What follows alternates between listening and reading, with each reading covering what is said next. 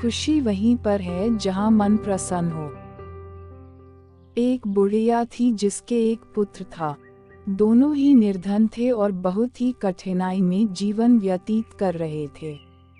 एक दिन बुढ़िया के पुत्र ने अपनी माता से कहा कि यहाँ पर तो मेरे लिए कोई काम है नहीं। आप मुझे अनुमति दीजिए ताकि मैं किसी दूसरे नगर जाऊं। हो सकता है कि वहाँ पर मुझे कोई काम मिल जाए और मैं पैसा कमाकर वापस आऊं। बूढ़ी माँ ने अपने बेटे को एक सिक्का दिया और थोड़ी सी रोटी भी यात्रा मार्ग के लिए दे दी।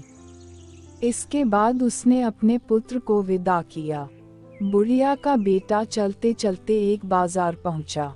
वहां पर उसने एक बूढ़े भिखारी को देखा। वह चिल्ला चिल्ला कर कह रहा था कि है कोई जो मेरे जीवन के अनुभव को एक सिक्के में खरीदे।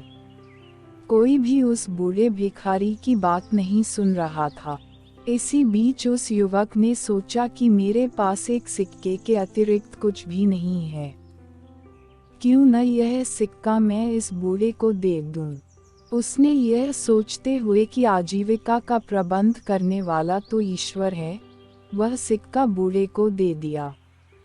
सिक्का देते समय युवक ने उस बूढ़े से कहा कि अब तुम मुझको अपने जीवन का अनुभव बताओ। बूढ़े ने कहा कि कोई भी अपनी वर्तमान स्थिति से संतुष्ट नहीं है। वह सोचता है कि इस स्थान से किसी दूसरे स्थान पर जाऊं ताकि मेरी स्थिति बेहतर हो जाए। बूढ़े ने कहा कि मेरे हिसाब से तो वह स्थान उचित है जहां पर मन को शांति मिले। प्रसन्नता महत्वपूर्ण है न कि स्थान। बूढ़े की बात सुनने के पश्चात युवा आगे बढ़ गया और चलते चलते एक जंगल में पहुंचा। वहां पर उसने देखा कि बहुत से लोग एक कुएं के किनारे जमा हैं। उसने उन लोगों से पूछा कि क्या हुआ। लोगों ने कहा कि इस आशा के साथ हमारा कारवां यहाँ पर आया था कि इस कुएं से पानी निकाल कर पिएगा। अब हम स्वयं प्यासे हैं और हमारे पशु भी प्यासे हैं। हमने कुएं से पानी निकालने के लिए कई बार रस्सी में बाल्टी बांधकर कुएं में डाली और हर बार रस्सी टूट गई और बाल्टी कुएं में गिर गई। अंत में हमने एक व्यक्ति को कुएं में भेजा ताकि वह हमारी बाल्टियों को वापस ले आए, किंतु वह भी वापस नहीं आया। पता नहीं कुएं में क्या है। युवक जो अपने घर से काम के लिए ही निकला था, उसने यह सोचा कि इन लोगों को अपनी योग्यता और क्षमता को प्रदर्शित करने का यह बहुत अच्छा अवसर है। हो सकता है कि कारवां के लोग इसे देखकर मुझे कोई काम सौंप दें। उसने कारवां वालों को संबोधित करते हुए कहा कि यदि आप अनुमति दें तो मैं कुएं में जाकर देखूं कि वहां पर क्या है। कारवां वालों ने उसे तुरंत ही कुएं में जाने की अनुमति दे दी, क्योंकि वे स्वयं इस कार्य से डर रहे थे। उन्होंने युवक की कमर में रस्सी बांधी और उसे कुएं में भेज दिया। वह दीवार के सहारे धीरे धीरे कुएं में उतर रहा था। जैसे ही वह पानी के निकट पहुंचकर बाल्टियों को ढूंढने का प्रयास कर रहा था, एकदम से उसने एक बहुत बड़े काले देव को देखा।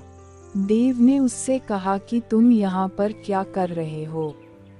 देव को देखकर नौजवान डर गया। उसने देव को सलाम किया। इस पर देव हंसा और बोला, सलाम सुरक्षा लाता है। तुम मुझको एक सज्जन युवक लग रहे हो। मैं तुमसे एक प्रश्न करना चाहता हूँ। यदि तुमने मेरे प्रश्न का सही उत्तर दे दिया तो मैं तुम्हें यह अनुमति दूंगा कि कुएं से पानी लेकर सुरक्षित वापस चले जाओ। यदि तुमने मेरी बात का सही उत्तर नहीं दिया तो मैं तुमको भी उन्हीं लोगों की भांति यहाँ पर बंदी बनाऊंगा जो तुमसे पहले यहाँ पर आए थे। ऐसे में युवक ने सोचा कि तुम्हें क्या परेशानी थी जो यहाँ पर आए। लेकिन अब इन बातों से कोई लाभ नहीं था। अब मुझको ईश्वर पर भरोसा करते हुए देखना यह है कि इस काले देव ने क्या सोच रखा है। यह सोचते हुए उसने देव से कहा कि ठीक है, मुझको तुम्हारी बात स्वीकार है। तुम अपना प्रश्न पूछो। देव ने युवा से कहा कि यह बताओ कि खुशी कहाँ है। देव का प्रश्न सुनकर युवा ने कहा कि मालूम है कि खुशी तो धरती पर ही है। फिर उसने सोचा कि यदि मैं उसको यही उत्तर दूंगा तो हो सकता है कि उसे बुरा लगे, क्योंकि उसका घर तो अंधेरे कुएं में है। अभी वह यह सोच ही रहा था कि युवक को बूढ़े फकीर की बात याद आई। बूढ़े की बात जैसे ही उसके मन में आई वह बहुत प्रसन्न हुआ। इसके बाद उसने देव से कहा कि जानते हो खुशी कहाँ है? जहाँ पर मन प्रसन्न है वहीं पर खुशी है। उसकी बात सुनकर देव बहुत प्रसन्न हुआ। उसने कहा कि तुम्हारी बातों से पता चलता है कि तुम बहुत समझदार और अनुभवी हो। तुमसे पहले जिससे मैंने यह प्रश्न किया था, उसने मुझसे कहा था कि धरती पर पाए जाने वाले बाग खुशी का स्थल है, जबकि मुझको तो यही स्थान अच्छा लगता है और मैं इसे ही पसंद करता हूँ। देव ने कहा कि जाओ बाल्टियों को ले जाओ, मैं तुमको 3 अनार दूंगा। जब तक अपने घर न पहुंच जाना, किसी से भी इस बारे में कोई बात नहीं करना। युवक ने देव का आभार व्यक्त किया, बाल्टियों को पानी से निकालकर एकत्रित किया और उनको पानी से भरकर वापस ऊपर भेज दिया। उसके बाद वह भी कुएं से सुरक्षित वापस निकल आया। बाहर आने के बाद उसने देव की कहानी कारवां वालों को सुनाई, किंतु अनार के बारे में उसने उनसे कुछ भी नहीं कहा। कारवां वालों से उसका आभार व्यक्त किया। फिर युवक कारवां के साथ अपने नगर वापस आ गया। जब वह अपने नगर पहुंचा तो कारवां वालों ने उसे एक गाय और भेड़ उपहार स्वरूप दी। उन्होंने कहा कि हम कुछ समय तक तुम्हारे नगर में रहेंगे। जब हम यहाँ से वापस जाएंगे तो तुम भी हमारे साथ आ सकते हो और हमारे लिए काम कर सकते हो। इसके बाद युवक ने कारवां वालों से विदा ली और अपने घर की ओर चल पड़ा। अपने पुत्र को देखकर उसकी माता बहुत प्रसन्न हुई। उसने कहा कि बहुत अच्छा हुआ कि तुम आ गए। मुझको तो आशा नहीं थी कि तुम इतनी जल्दी वापस आ जाओगे। युवक ने कहा कि ईश्वर ने मेरी सहायता की। अब तक मुझे एक गाय और एक भेड़ उपहार में मिल चुकी है। कुछ दिनों के बाद अब मैं कारवां वालों के साथ उनके नगर जा सकता हूँ और उनके लिए काम कर सकता हूँ। रात को माँ और बेटे ने खाना खाया। माँ थकी हुई थी अतः जल्द सो गई।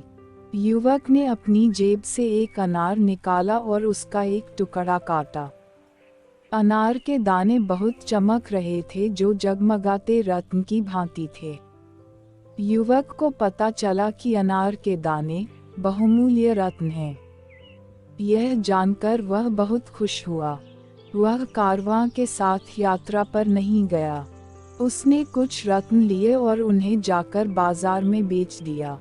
उनसे मिलने वाले पैसों से उसने एक दुकान खरीदी और व्यापार आरंभ किया। जब भी लोग किसी ऐसे व्यक्ति को देखते हैं जो अनुपयुक्त स्थान पर रहता हो या उसकी आय कम हो और बड़ी कठिनाइयों में जीवन व्यतीत करता हो, लेकिन इन सब के बावजूद भी वह प्रसन्न हो, तो लोग यह कहावत दोहराते हैं, कुजा खुश अस्त आंजा के दिल खुश अस्त, अर्थात खुशी वहीं पर है जहाँ मन प्रसन्न हो।